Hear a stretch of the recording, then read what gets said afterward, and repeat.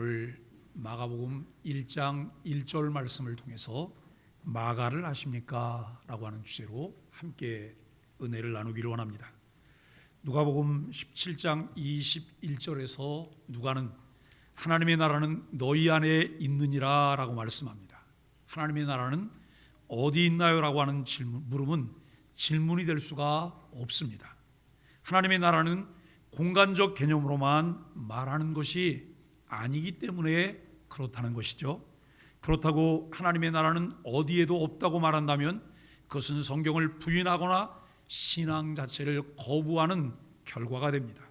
우선 하나님의 나라가 이루어지는 것은 예수 그리스도를 믿는 사람의 마음과 영혼입니다. 내 안에 하나님의 나라가 과거에는 있었는데 지금은 없다면 그것은 의미가 없습니다. 하나님의 나라는 지금 내 안에 있어야 합니다. 하나님의 나라는 언제 어디에 있어야 한다고요? 지금 내 안에 있어야 합니다. 하나님이 그리스도와 더불어 내 안에 머무시기에 하나님의 나라가 시작됩니다. 그러한 마음에는 사랑, 희락, 화평, 오래 참음, 자비, 양선, 충성, 온유, 절제라는 성령의 열매가 머물게 됩니다. 이 성령의 열매들이 하나님 나라에 속한 것들이죠. 그와 반대가 되는 것들은 하나님의 나라를 차지할 수 없습니다. 나와 더불어 이루어져야 할 하나님의 나라를 평생 다른 곳에서 찾아다니는 어리석은 일을 해서는 안 될 것입니다. 하나님의 뜻이 내 안에 머물고 그분의 주권을 인정하며 순종하여 하나님 아버지의 나라가 우리와 더불어 성취되어야 합니다. 인간이 있는 어디에나 하나님의 나라가 이루어져야 한다라고 하는 것을 생각하게 합니다. 이것이 하나님의 뜻이고 예수님이 사람의 아들로 오신 이유인 것을 알게 됩니다. 현재 하나님의 나라는 통치적인 개념으로 이해하고 미래 하나님의 나라는 영토적인 개념으로 이해할 수 있다라고 하는 것입니다. 여러분, 하나님의 나라가 어디 있어요? 라고 물어요. 그리고 하나님의 나라가 여기 있다 저기 있다 해도 믿지 말라고 해요. 왜요? 하나님의 나라는 어디 있기 때문에요? 내 안에 있기 때문에. 현재 하나님의 나라는 내 안에 있어요. 현재 하나님의 나라는 영토적인 개념이 아니에요. 이 현재 하나님의 나라는 통치적인 개념이에요. 그분의 다스림, 그분의 주권을 인정하고 순종할 때 그곳이 하나님의 나라가 이루어진다라고 하는 것을 알게 돼요. 미래의 하나님의 나라는 영토적인 개념도 포함하기 때문에 우리가 여러분 천국이라고 하는 말을 사용하고 있기도 하다라고 하는 것입니다. 성경을 약속과 성취의 책이라고 말을 해요. 약 40명의 기록자들에 의해서 1600년에 걸쳐 기록이 되었는데 동일한 주제인 하나님의 나라를 일관성 있게 점진적으로 우리에게 보여주고 있다라고 하는 것입니다. 내가 창세기를 통해 볼 수 있는 하나님의 나라는 어떤 모습일까? 출애굽기를 포함한 그 하나님의 나라는 어떤 모습일까? 그리고 여러분 이제 이 창세기, 출애굽기, 레위기를 포함한 그리고 민수기, 신명기까지 모세 오경을 통해 보여주는 하나님의 나라는 어떤 모습일까? 알 수가 없어요. 윤곽이 분명하지 않기 때문에. 그러나 또 여러분 이 모세오경을 지나고 역사서를 지나고 시가서를 지나고 선지서를 지날 때에 하나님 나라의 이 윤곽들이 드러나기 시작해요. 그리고 이제 여러분 신구약 중간기를 지나고 이 복음서로 또 돌아옵니다. 이제 복음서를 지나고 역사서를 지나고 그리고 이 서신서를 지나고 묵시록까지 갈 때 하나님의 나라가 어떤 모습으로 완성될 것이라고 하는 그림이 퍼즐이 맞춰지게 된다라고 하는 것이죠. 여러분 이렇게 일관성 있고 점진적으로 하나님의 나라를 보여주는데 1600년에 걸쳐서 각기 다른 약 40여 명의 저자가 어떻게 같은 주제를 가지고 성경을 기록할 수가 있을까? 사람이 저자가 아니라 약 40여 명의 기록자들의 모든 것을 사용하시면서 성령께서 그들을 감동하여 기록해 주셨기 때문에 그 일이 가능하다라고 하는 것을 생각합니다. 구약 성경 39권은 오래된 약속으로 천지 창조로부터 예수 그리스도가 오시기 전까지를 기록하였습니다. 신약 성경은 새로운 약속으로 27권인데 구약에서 약속한 메시아 예수님의 나심부터 다시 오심, 새하늘과 새 땅으로 마치게 됩니다. 여러분, 역사를 히스토리라고 그래요. 그의 이야기거든요. 여기서 그는 누구를 가리키고 있습니까? 예수 그리스도에 관한 이야기예요. 예수 그리스도를 이야기하고 있는 거예요. 그래서 예수 그리스도가 오시기 전 그것을 주전이라고 말하고, 예수 그리스도를 분기점으로 해서 예수 그리스도가 오시고 난 후를 주라고 이렇게 말하게 되기도 한다라고 하는 것입니다. 역사가 예수님에 관한 이야기입니다. 성경은 예수님의 이야기로 그를 통해 이루어지는 하나님의 나라를 우리에게 보여주고 있습니다. 우리는 지난주까지 하나님 나라의 모형으로서 교회를 이야기하는 에베소서를 이제 39주에 걸쳐 나누며 묵상했습니다. 이번 주부터는 새로운 책인 마가복음을 함께 우리가 1년간 계속 말씀을 나누게 될 것입니다. 신약 성경에는 4권의 복음서가 있어요. 마태, 마가, 누가, 요한이라고 하는 이 책을 우리가 사복음서라고 말을 해요. 그 성경을 기록한 기록자의 이름을 사용하여 명칭이 정해졌습니다. 그때 그중 이제 마태, 마가, 누가복음을 공간복음이다라고 말해요. 요한복음을 빼고 3권을 공간복음이라. 이 3복음서의 진술이 거의 일치하고 있고 복음서를 해석하는데 서로 대조할 수 있기 때문에 공간복음이다라고 말을 해요. 같은 사건, 동일한 사건을 자기 관점에서 여러분 기록하고 있는 거예요. 자기가 본 관점에서 그 사건들을 다루고 있어요. 그러나 사건의 핵심과 본질은 동일하다라고 하는 것을 우리는 알게 되죠. 우리가 묵상하려는 마가복음은 마가, 요한이 로마에서 기록한 것으로 보입니다. 마가복음을 기록한 목적은 당시 로마 황제 네로의 통치 아래서 박해받는 그리스도인들에게 예수 그리스도의 정체성과 사명을 알리기 위함이다라고 하는 것을 생각합니다. 마가는 마가복음을 통해 3가지를 성경 읽는 이들에게 제공해줘요.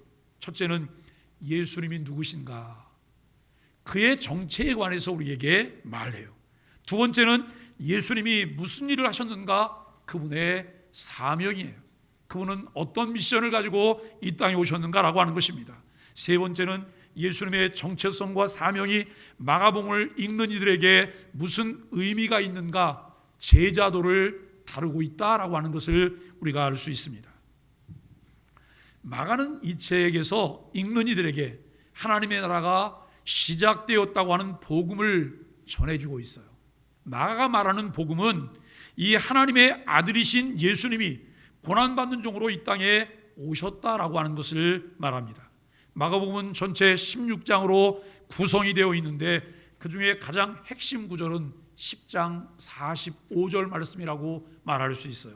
인자가 온 것은 섬김을 받으려 함이 아니라 도리어 섬기려 하고 자기 목숨을 많은 사람의 대속물로 주려 함이니라 라고 선포하고 있습니다. 오늘은 첫 번째 시간으로 마가복음을 기록한 마가는 누구인가를 살펴보려고 해요. 어떤 사람이기에 성경을 기록할 수 있으며 복음을 전하는 자의 자격을 얻게 되었을까? 저는 참 궁금합니다. 여러분들은 마가를 잘 아십니까? 혹시 마가를 만나보신 적이 있으신가요? 저는 성경을 통해서 마가를 만나고 있습니다. 성경을 통해 마가를 만나보며 여러분 이 배를 틀어지고 웃어야 될 만한 상황들도 마가를 통해서 발견하게 됩니다. 마가의 원래 이름은 요한입니다. 그래서 우리가 마가 요한이라고 말하기도 해요. 사도행전 12장에서 바나바와 바울이 마가라고 하는 인물을 데리고 예루살렘으로 왔습니다. 예루살렘에 큰 흉년이 들어서 매우 어려울 때로 주 44년에서 47년 사이입니다. 예루살렘의 흉년으로 어렵다고 하는 소식을 들은 안디옥 교회가 예루살렘의 형제들을 돕기 위해 연보 구제연금을 했습니다. 여러분 그 당시에 예루살렘 교회는 위기를 만나서 이제 다 뿔뿔이 흩어진 상태예요. 각기 이제 다른 곳으로 이주를 한 상태고, 그리고 이주민들을 중심으로 해서 모여진 교회가 안디옥 교회고, 이 안디옥 교회를 세우기 위해서 바나바라고 하는 인물이 이제 예수 그리스도를 만나고 이 고향으로 낙향해서 생활하고 있었던 여러분 바울을 찾아갑니다. 바울을 찾아가서 함께 이 안디옥 교회에 가서 하나님 말씀을 가르치며 복음 사역을 하자고 제안을 해요. 그리고 여러분, 바울을 안디옥으로 데리고 와요. 이 바울과 바나바가 1년간 안디옥 교회에서 하나님 말씀을 열심히 가르쳤어요. 1년간 가르쳤더니 지역사회에 어떤 반응들이 나타나냐면 이 안디옥 교회를 다니는 사람들을 보고 그리스도인이라고 말해요. 예수쟁이라고 말해요. 여러분, 조롱하는 의미의 예수쟁이가 아니에요. 이들의 삶을 통해서 나타나는 변화를 보면서 저들이 그리스도인이야, 저들이 그리스도인이야 라고 하는 이야기를 하게 된 것입니다. 이 안디옥 교회가 열정도 있었고 또 하나님의 은혜가 넘쳤고 주님을 사랑하는 마음이 있었고 주의 나라를 확장하려고 하는 마음이 그들 가운데 있어요. 그런데 이들에게 들려온 소식이 예루살렘이 흉년이 들어서 형제들이 어렵다고 하는 이야기를 듣게 되었어요. 여러분, 수리아, 안디옥과 예루살렘은 상당히 먼 거리이기 때문에 그러한 소식을 들었어도 모른 척할 수 있습니다. 그러나 그들은 그렇게 하지 않았습니다. 성령의 9가지 열매 중에 양선이라고 하는 열매가 있는데, 양선이라고 하는 열매는 선행이라는 열매입니다. 이 선행이라고 하는 열매가 하나님의 뜻대로 살려는 그리스도인들을 움직이게 해요. 누가 강요해서 시켜서 억지로 하는 것이 아니라 내게 어떤 소리가 들려왔을 때, 내가 무엇을 보았을 때 내 마음이 움직이기 시작하는 거예요. 왜요? 내 안에 성령께서 계시고 내 안에 성령께서 그 열매를 우리에게 주셨기 때문에 다른 사람들을 돕기를 원하고 다른 사람을 돌아보기를 원하고 다른 사람과 함께하기를 원하는 마음이 그들 가운데 있었다는 거예요. 저는 기독교 신앙은 억지로 하는 신앙이 아니에요. 강요에 의한 신앙이 아니에요. 기독교 신앙은 자발적인 거예요. 기독교 신앙은 수동적이지 않고 능동적이에요. 기독교 신앙은 하나님이 주신 은혜에 감사하면서 하는 거예요. 수고하고 헌신하면서, 여러분, 나를 희생하면서 그 일을 해요. 왜 그럴까요? 예수 그리스도를 주로 믿고 난 이후에 내 삶 가운데 바른 가치관이 생겼기 때문이에요. 가치를 따라서 내가 무엇을 할 것인가, 가치를 따라서 어떻게 살 것인가 등 떠밀려 하는 것이 아니라 자발적으로 그 일들을 하게 되었다라고 하는 것을 우리는 생각하게 되어집니다. 하나님을 사랑하듯 이웃을 사랑하고 어려움을 겪는 이들을 지나치지 않는다라고 하는 것을 알게 됩니다. 우리는 그 일을 위해서 지음받았어요. 그러한 하나님의 뜻에 순종하기 위해서 성경을 배우고 있다는 거예요. 최근에 우리가 나눴던 성경들 중에 에베소서 2장 10절 말씀에 왜 하나님께서 하나님의 은혜로 우리를 구원하셨을까? 왜 우리를 새 사람 되게 하셨을까? 선한 일을 하도록 하기 위해서 우리를 새 사람 되게 하셨다는 거예요. 그렇다면 예수 그리스도를 믿고 내가 진정 새 사람이라면 내 마음속에서 끊임없이 일어나는 일들이 있어요. 그것이 뭐냐면 선을 행하고자 하는 마음이에요. 선을 행하고자 하는 마음이에요. 그런데 로마서 3장 10절 말씀에 보니까 하나님이 선을 행하는 자가 하나도 없다라고 말을 해요. 선을 행할 수 있는 자가 하나도 없다는 거예요. 그런데 예수 그리스도를 통해서 우리의 삶이 회복되고 나니까 우리가 선을 행할 수 있는 사람이 된 거예요.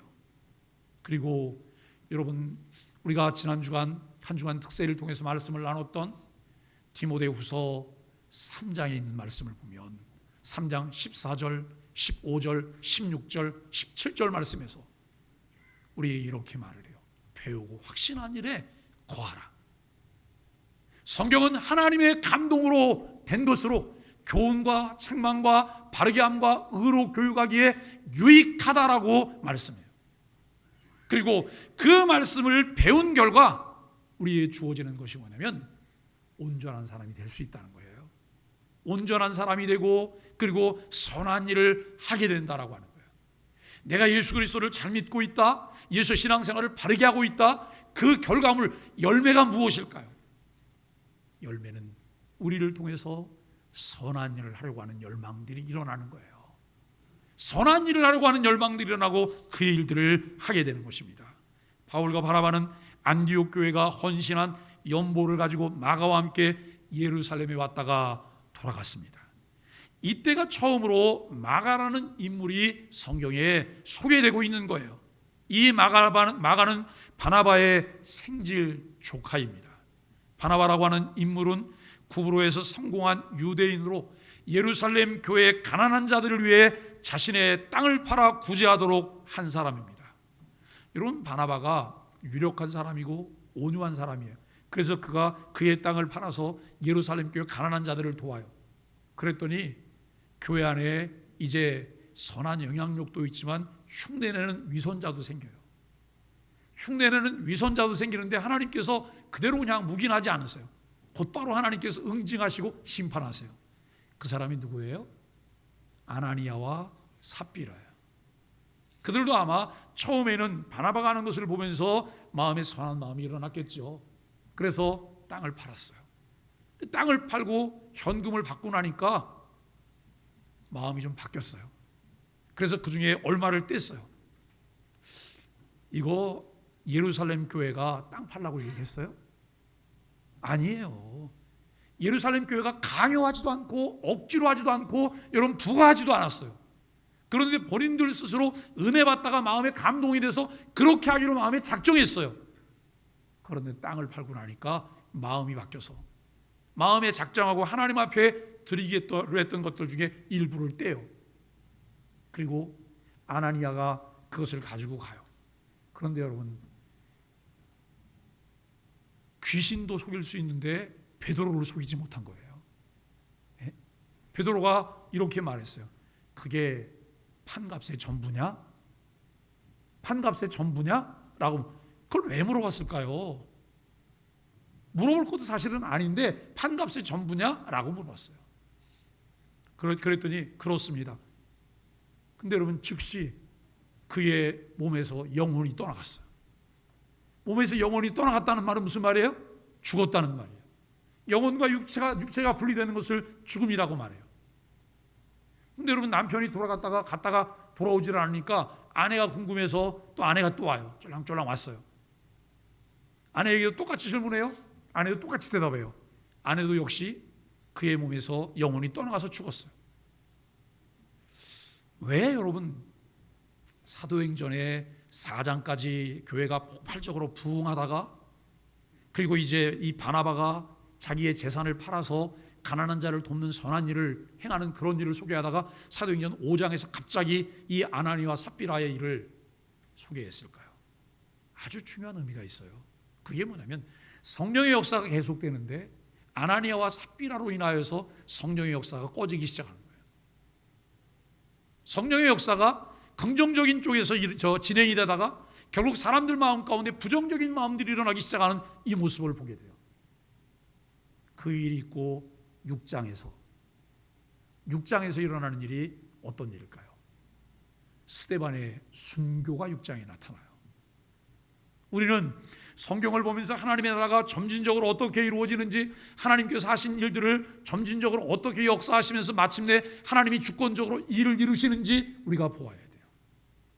내가 무엇을 하는 줄 알고 우리가 무엇을 한다고 자꾸 생각을 해요. 아니요. 배후에 보이지 않는 손, 하나님의 손이 있음을 우리는 분명히 알아야 돼요. 그저 아나니아의 삽비라의 그 사건, 그 다음에 여러분 6장에서 스데반의 순교 때문에 예루살렘 교회가 다 흩어지는 것, 이것을 단순히 재앙으로만 볼 것이냐? 아니에요. 사도행전 1장에 오직 성령이 너에게 임하시면 너희가 권능을 받고 예루살렘과 온 유대와 사마리아 땅끝까지 이르러 내 증인이 되라고 말씀하셨어요. 그런데 이 예루살렘 교회가 성령께서 오순절 성령의 임재를 통해서 여러분 여러 가지 역사들이 나타나니까 거기에 취한 거예요. 거기에 취해서 하나님께서 말씀하셨던 하나님의 나라를 편만케 하는 이 복음 증거에 관한 일을 새까맣게 잊어버리고 있어요. 하나님은 강제권을 발동하셔서 그들 가운데 박해가 일어나게 하시고 이 박해로 인해서 그들이 흩어지게 해요. 이 흩어진 것을 통해서 여러분 이들이 안디옥까지 오게 된 것이고 안디옥 교회를 통해서 교회를 세우는 일들이 벌어졌어요. 여러분 바나바에게는 마리아라고 하는 누이가 있었어요. 이 마리아가 마가의 어머니입니다. 그래서 여러분 바나바와 마가는 삼촌과 조카인데 외삼촌이죠. 외삼촌인 것을 우리가 알 수 있어요. 예수님께서 최후의 만찬 장소로 사용하신 것이 마리아의 집 다락방이었음을 마가복음이 밝히고 있어요. 이 마가복음이 이것을 밝히는 것은 정확하다는 거예요. 왜요? 거기가 누구의 집이었으니까요? 자기네 집이었으니까. 마가 자기네 집이었어요. 부활하신 예수님께서 제자들 앞에 나타나신 것도 거기였다고 누가복음 24장 33절이 말씀하고 있어요. 120명의 성도가 예루살렘을 떠나지 않고 저녁 기도에 힘쓰다가 오순절 성령 강림을 경험한 집도 이 마가의 어머니 마리아의 집이었음을 성경은 기록하고 있습니다. 마가는 자신의 집에 자주 오셨던 예수님과 예수님의 제자들을 보았을 것입니다. 그리고 자연스럽게 그들이 모이는 집회에 참석하고 오순절 성령 강림 때도 성령 체험을 그가 했을 것입니다. 이런 내용들을 살펴볼 때 마가가 바나바와 바울의 동역자로 함께하는 것은 매우 자연스러운 일로 여겨질 수 있습니다. 안디옥 교회가 선교사를 파송하기에 바나바와 바울을 결정하라는 성령의 인도하심에 순종하고 마가도 따라가게 돼요. 여러분, 안디옥 교회 굉장히 열정적이었어요. 은혜가 많았어요. 그런데 성령께서 선교사를 보내라는 거예요. 이 교회 가장 중심이 되는 핵심 인물은 바울과 바나바예요. 성령님은 그 바울과 바나바를 그 교회에 두지 말고 선교사로 보내라는 것입니다. 여기에서 내 생각과 하나님의 생각의 차이가 있어요. 우리 생각과 하나님의 생각의 차이가 있어요. 우리는 항상 우리에게 유리하게 유익하게 무엇을 결정하려고 해요. 그런데 하나님은 전체 하나님의 나라를 유익하게 하는 쪽으로 결정을 하게 된다라고 하는 것을 우리는 알게 돼요. 구브로 섬으로 전도여행을 갔는데 성령님의 도우심으로 유대인들의 회당에서 하나님 말씀을 전하게 되고 박수무당인 엘루마를 굴복케 하고 총독을 전도해서 회심하게 하는 놀라운 역사가 일어났어요. 아주 대성공적으로 첫 번째 이 선교여행 구브로 섬에서의 선교여행이 성공적으로 이제 마쳐졌어요. 첫 선교가 대단히 성공적 매우 고무적이었는데 전혀 예상하지 못한 일이 벌어졌습니다. 구브로에서 사역을 마치고 배를 타고 밤빌리아에 있는 버가에 도착했을 때 마가가 갑자기 보따리를 싸는 거예요. 선교여행을 더 이상 할 수 없다고. 나는 돌아가겠다고. 여러분, 이런 황당한 일이 어디 있어요? 저도 단기 선교를 많이 다녀왔어요. 단기 선교 팀을 데리고 이제 가거나 아니면 제가 다른 분과 함께 이제 파트너가 돼서 선교지 오지를 방문하는 일들을 많이 해봤어요. 그런데 우리가 단둘이 갈 때나 4명이 갈 때나 또 이제 단기 팀들을 이렇게 데리고 갈 때나 각기 역할들이 있어요. 제가 가장 많은 인원을 인솔했던 적이 63명을 인솔해서 여러분 선교여행을 4박 5일 동안 다녀온 거예요. 저는 처음 출발할 때부터 마지막 돌아올 때까지 문제 처리하다가 그 선교여행을 마쳤어요. 그게 제가 여러분 1990년대 초반에 처음으로 선교여행을 갔던 때였어요. 얼마나 많은 스트레스를 받으며 문제 처리를 처음부터 끝까지 다 했는지. 비행기를 타고 출발해서 방콕 공항에 내리기 전에 여러분 여권을 차에다 비행기 안에다 두고 내린 사람, 내려서 비행기 티켓을 또 분실한 사람, 별 사람이 다 있어요. 결국 저도 여러분 그 이제 찬양팀 일원으로 갔기 때문에 저도 무대에 쓰기도 해야 되고 또 이제 운영도 해야 되고 여러 가지 제가 역할을 많이 했어요. 그런데 비행기 티켓을 분실했으니까 사무실에 가서 그걸 재발권을 받아야 되잖아요. 제가 방콕 처음이에요. 물어물어 이제 찾아다니면서 그 오피스에 가서 그것을 발급받았어요. 근데 나갈 때 저는 반바지에다가 반팔 차림으로 나왔어요. 그리고 이제 그 다음 그 순서가 뭐냐면 BBC라고 하는 학교에서 연주회를 하는 거예요. 저도 무대에 서려면 반바지 반팔 차림으로 무대에 설 수는 없잖아요. 연주복이 있어야 되니까 차에다 다 실었어요. 그런데 제가 일을 보다가 일이 지체가 돼서 갔더니 멤버들을 다 내려주고 저희 일을 태워줬던 차는 다른 곳으로 간 거예요. 제 연주복은 고스란히 글로 간 거죠. 그 바람에 저는 연주회장을 다니면서 카메라 들면서 사진만 찍다가 그날 연주회 끝났어요. 참 여러 가지 일들이 있는데 중도에 누가 그만둔다든지 무슨 일이 벌어진다든지 그러면 많은 차질이 생겨요. 이 마가가 갑자기 돌아가는 일 때문에 이제 여러 가지 어려운 일이 생길 수 있었어요. 그 후 바울과 바나바가 그래도 잘 수습하고 선교행을 잘 마치고 돌아옵니다. 마가의 그런 행동이 얼마나 황당했을까요? 그리고 여러분 1년 정도 지난 후에 이들은 2차 전도 여행을 준비하다가 마가를 다시 데려가자라고 하는 문제로 바울과 바나바가 크게 서로 다퉈요. 그리고 각자 결별해서 각자의 길을 가게 돼요. 바울은 다른 동역자인 실라와 함께, 그리고 바나바는 마가를 데리고 각자 다른 곳으로 전도 여행을 떠나게 됩니다. 마가는 부유한 집안에서 성장했기 때문에 유약했던 것으로 보여요. 설에 의하면 마가가 중간에 이 선교 여행을 포기한 이유는 말라리아 모기를 견딜 수가 없었기 때문에 여러분 그가 포기했다고 하는 이야기가 들려요. 마가복음에 기록된 또 한 가지 이야기는 예수님께서 잡혀가실 때 배로 된 혼이불을 두르고 예수님을 따라가던 청년이 한 명 있었어요. 그런데 이 청년이 가다가 악당을 만나게 되고 악당에게 잡히게 되자 그냥 혼이불을 벗어버리면 속에는 아무것도 입지 않았어요. 그런데 벗은 몸으로 그가 도망을 쳤다고 마가복음 14장 51절 52절이 기록하고 있어요. 이런 일련의 사건들을 통해 볼 때 마가라는 사람은 유약하고 용기 없는 사람이라고 하는 것을 알 수가 있어요. 그런데 그런 상황에서 마가의 생애를 마치게 되었다면 마가는 복음서 기록자로 적합하지 않았을 것입니다. 마가의 삶을 조금 클로즈업해서 살펴보면 그 외에 완전 반전이 이루어지는 것을 알게 돼요. 바울과 바나바가 헤어진 후에 충실히 복음을 전했어요. 베드로전서 5장 13절에 보면 베드로가 마가를 가리켜 이렇게 말을 해요. 내 아들 마가라고 불러요. 내 아들 마가라고 부를 정도로 베드로와도 동행하며 그의 사역에 유익한 자였다라고 하는 거예요. 마가라면 고개를 절레절레 흔들면서 함께할 수 없다고 했던 바울에게도 신임을 얻고 사랑을 받는 유익한 사람이 되었습니다. 골로새서 4장 10절 11절에 바울이 골로새 교회에 보내는 편지에서 여러분 이렇게 기록하고 있어요.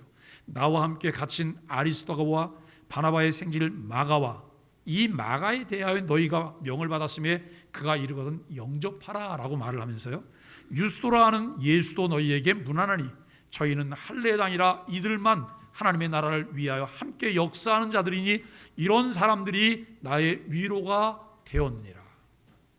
이런 사람들만이 하나님의 나라를 위해서 역사하는 자들이고 이런 사람들만이 나의 위로가 되었다는데 그 중에 누가 포함되었어요? 마가가 포함되어 있다는 거예요. 위로자가 되었다고 골로새 교회에 마가를 추천합니다. 빌레몬서 1장 24절에 나의 동역자 마가라고 바울이 이야기합니다. 우리가 지난주 특세 복음 안에서 성장하라고 하는 주제로 말씀을 나눴던 디모데 후서에서는 마가에 대한 바울의 애틋한 마음이 읽혀지기도 해요. 바울은 내가 올 때 마가를 데리고 오라 저가 나의 일에 유익하니라. 디모데후서 4장 11절에서 디모데에게 바울이 이렇게 편지를 하고 있습니다. 이런 내용들로 볼 때 마가와 바울의 관계는 이미 회복이 되었고 마가가 끝까지 바울을 돕는 소수 안에 포함되었다고 하는 것을 알 수 있습니다. 마가복음을 묵상하며 16장으로 구성된 마가복음의 3분의 1 정도가 예수님의 순환을 보여주고 있다는 거예요. 여러분 3분의 1 정도가 예수님의 순환이라고 하면 이 마가복음 16장 전체 중에 3분의 1 정도가 한 주간 안에 이루어진 일들을 매우 소상히 디테일하게 다루고 있다고 하는 것을 우리는 보게 됩니다.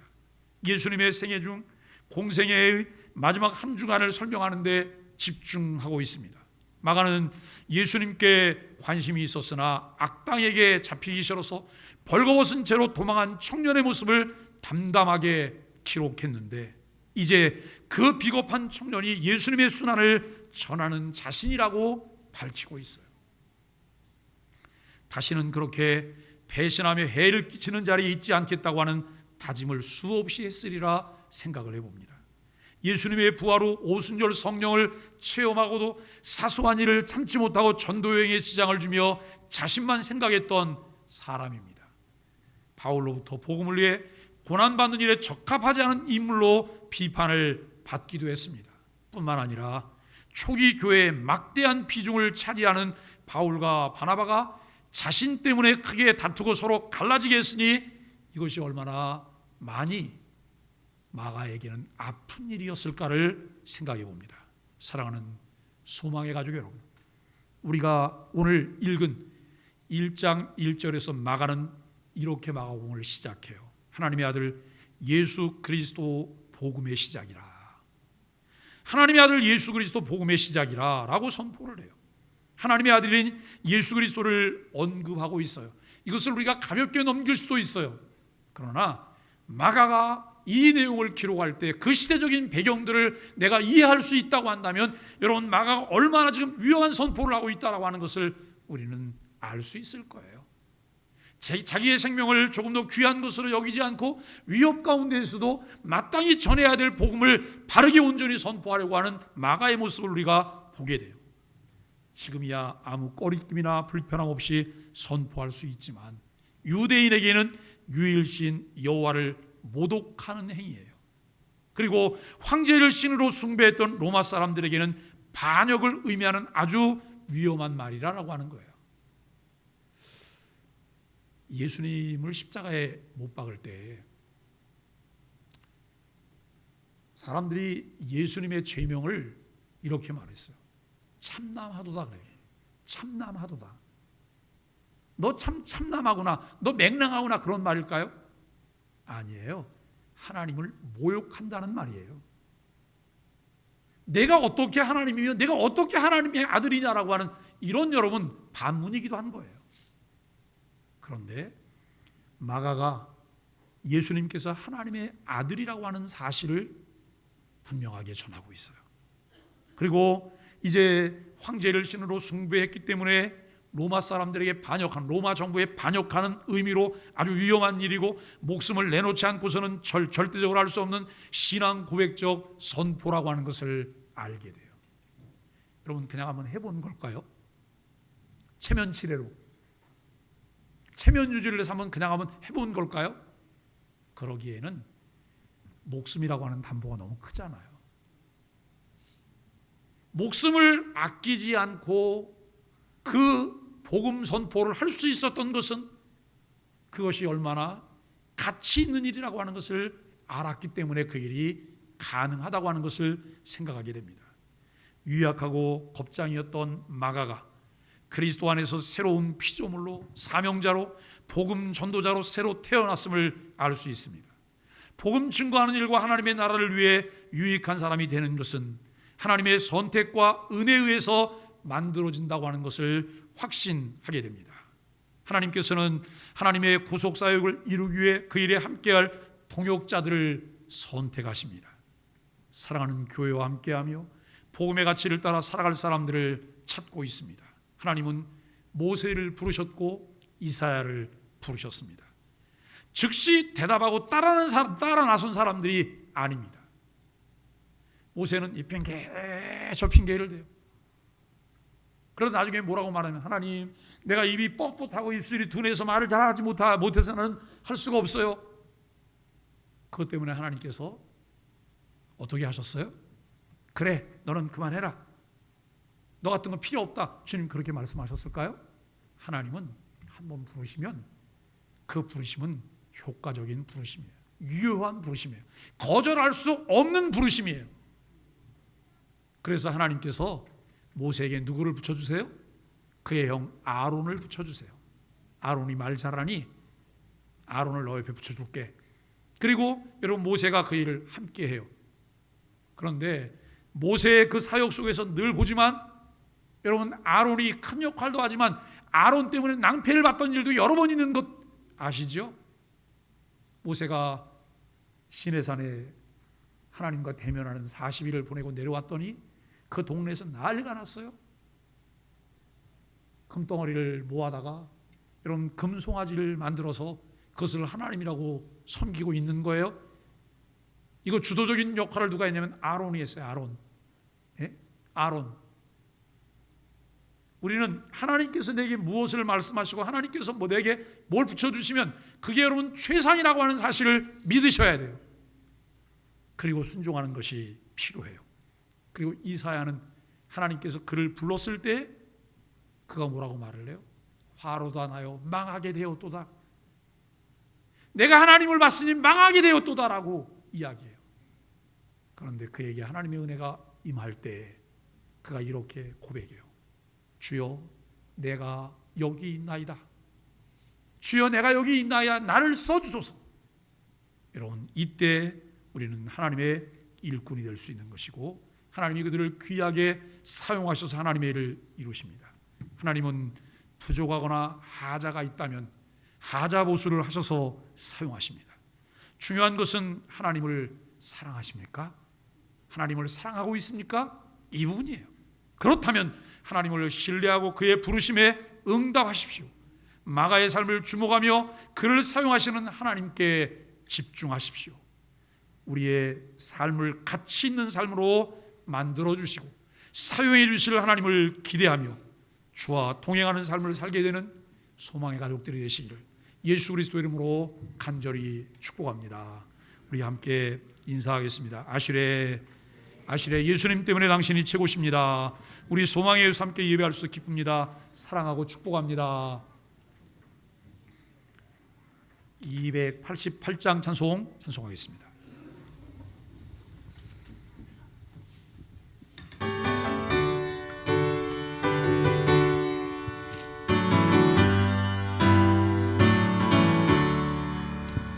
예수를 나의 구주 삼고 성령과 피로써 모든 날이 이 세상에서 내 영혼이 하늘의 영광 누리노라.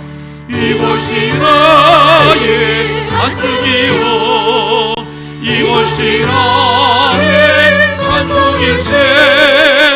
나 사는 동안 끊임없이 구주를 찬송하리로다. 온전히 주께 맡긴대요. 사랑의 음성을 듣는 주님 천사를 왕래하는 것과 하늘의 영광 보리로다. 이곳이 나의 갈증이요 이곳이 나의 찬송일세. 나 사는 동안 끊임없이 그주를 찬송하리로다. 주 안에 기쁨 누림으로 마음의 평안이 잠잠하니 세상과 나는 낮고 높고 무성한 주만 보이노라.